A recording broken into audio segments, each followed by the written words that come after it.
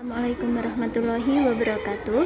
Alhamdulillahirrabbilalamin. Hari ini kita akan persiapan PTS untuk besok, yaitu kita akan bahas soal TIK pada tahun kemarin. Selain membahas soal TIK tahun kemarin, kalian juga bisa mempelajari soal-soal yang ada pada buku di bab 3 dan bab 4. Yang pertama, bahasa pemrograman generasi pertama pada komputer itu disebut bilangan biner yang hanya menggunakan simbol 0 dan 1 dulu, itu adalah generasi pertama. Yang kedua, para ilmuwan yang mengembangkan komputer dengan bahasa pemrograman itu disebut programmer. 3. Proses penerjemahan bahasa dari bahasa pemrogram ke bahasa mesin itu disebut compilation. Sedangkan aplikasi yang digunakan untuk penerjemahan bahasa itu adalah compiler. 4. Berikut yang merupakan dampak positif kegiatan e-learning. Jadi orang itu dapat belajar di mana saja dan kapan saja. Jadi adanya e-learning, kalian bisa belajar di mana saja dan kapan saja. 5. Bilangan desimal itu dapat diubah menjadi bilangan biner dengan cara tertentu yang pakai angka itu 16, 8, 4, 2, 1, jangan lupa ya. Sedangkan 2 itu adalah bilangan binernya menjadi 1, 0, bukan 1 dan 0 tapi 1, 0 ya. 6. Alat bantu yang dapat menemukan lokasi suatu tempat dengan cepat adalah GPS pada telepon pintar. 7. Proses menulis, memperbaiki, menguji program itu disebut programmer. Robot humanoid yang bentuk tubuhnya menyerupai manusia kemarin adalah robot Asimo. 9. Layanan jaringan yang membantu pengguna komputer untuk memproses informasi penyimpanan data dalam ukuran besar itu adalah komputasi awan. Diingat juga contohnya yang biasa sering di HP ada Google Drive. Kemudian dicari yang lain lagi. 10. Alan Turing itu mengembangkan konsep mesin yang menjadi dasar teori komputasi dan komputer yang disebut Alan Turing berarti mengembangkan mesin Turing atau Turing mesin gitu ya. 11. Proses penerjemahan bahasa pemrograman menjadi bahasa mesin itu adalah kompilasi atau compilation tadi. Sedangkan programnya diingat-ingat adalah compiler. Lanjut, contoh komputer generasi pertama ENIAC. Kalau yang kedua diingat-ingat IBM 7070.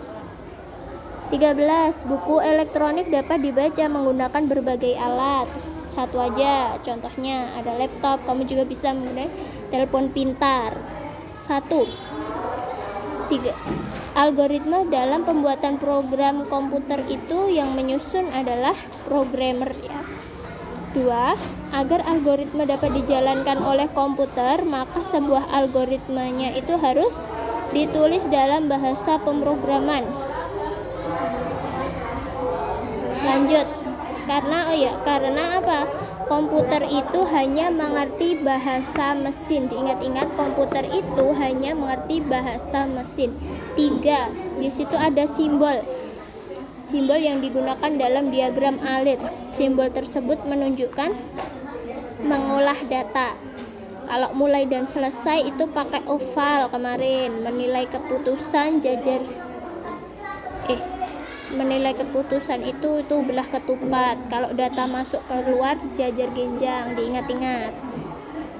Oh iya, nomor 14 ketinggalan. Yang dimaksud online shopping itu kegiatan jual beli barang atau jasa yang dilakukan secara online atau daring di internet. Lanjut. Langkah-langkah yang berisi perintah untuk menyelesaikan suatu masalah dalam pemrograman itu disebut langkah-langkah, berarti adalah algoritma. Seperti kalau di sehari-hari itu apa algoritma, misalnya contohnya kemarin kalian membuat algoritma menanam biji bunga matahari atau memakai sepatu, membuat kue, menggosok gigi seperti itu. Kemudian kalian juga pelajari cara membuat algoritma dengan menggunakan narasi dan diagram alir. 5. Dalam flowchart itu selalu terdapat titik data masuk dan data keluar. Lah, menggunakan simbol data masuk dan keluar itu pakai jajar genjang. 6. Kemampuan berpikir komputasi itu dapat melatih otak terbiasa berpikir kecuali berpikir bebas. Lanjut. Proses penerjemahan bahasa pemrograman menjadi bahasa mesin itu adalah kompilasi. 8. Algoritma dapat ditulis dalam bentuk, jadi algoritma itu bisa ditulis dalam bentuk narasi dan diagram alir. Kalian pelajari di rumah ya. Kalian nanti pokoknya intinya harus bisa membuat algoritma dalam bentuk narasi dan diagram alir. Besok ada. Lanjut, program yang dapat digunakan untuk membuat game sederhana. Ada Microsoft PowerPoint, yang satu lagi itu kalau yang satunya ada juga Microsoft Excel. Tapi yang kita pelajari baru PowerPoint. 2. Cara menggandakan gambar itu adalah copy. Di situ nggak ada ya. Copy itu CTRL plus C.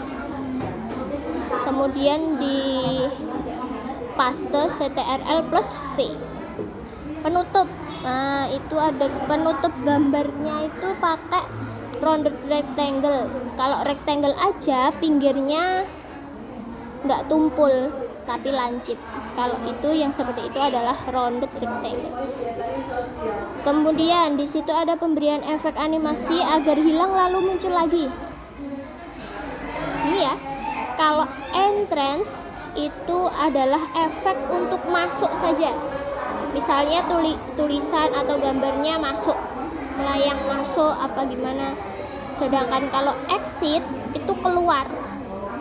Untuk tulisan atau gambarnya keluar. Sedangkan emphasis itu biasanya hanya bergerak besar terus jadi kecil atau muter-muter aja, itu emphasis effect. Kalau motion pad itu gerakannya kamu yang buat. Misalnya mau kamu buat gambarnya biar zigzag ya, kamu buat alurnya. Itu pakai motion pad. Kalau nomor 5 gimana ya nomor misalnya nomor 5, jadi agar animasinya bisa langsung berjalan. Bukan. Nah, ini. Jadi mengembalikan efek animasi ke posisi awal itu harusnya pakai rewind down playing tadi dicentang. 5. Agar animasi bisa langsung berjalan ketika PowerPoint dijalankan, maka kita menggunakan perintah on click. Jadi agar langsung bisa berjalan di on click. Pada jendela timing terdapat rewind down playing. Lah ini. Jadi fungsi dari rewind down playing itu mengembalikan efek animasi ke posisi awalnya lagi. Diklik rewind down playing. Nomor 7, pada PowerPoint di menu insert terdapat record audio. Kalau record audio itu kemarin untuk merekam suara sendiri. Fungsi animasi pen pada PowerPoint adalah untuk menampilkan daftar animasi dalam sebuah slide Microsoft PowerPoint. Oke, selain belajar ini, nanti kalian juga lihat pada materi di buku, dibaca-baca lagi bab 3 dan 4. Sampai di sini dulu, kemudian juga soal-soalnya juga di bab 3 dan 4 dipelajari. Jangan lupa latihan membuat algoritma narasi dan diagram alir. Sampai di sini dulu, kurang lebihnya maaf. Semangat belajarnya, semoga besok mendapatkan hasil yang terbaik. Wassalamualaikum warahmatullahi wabarakatuh.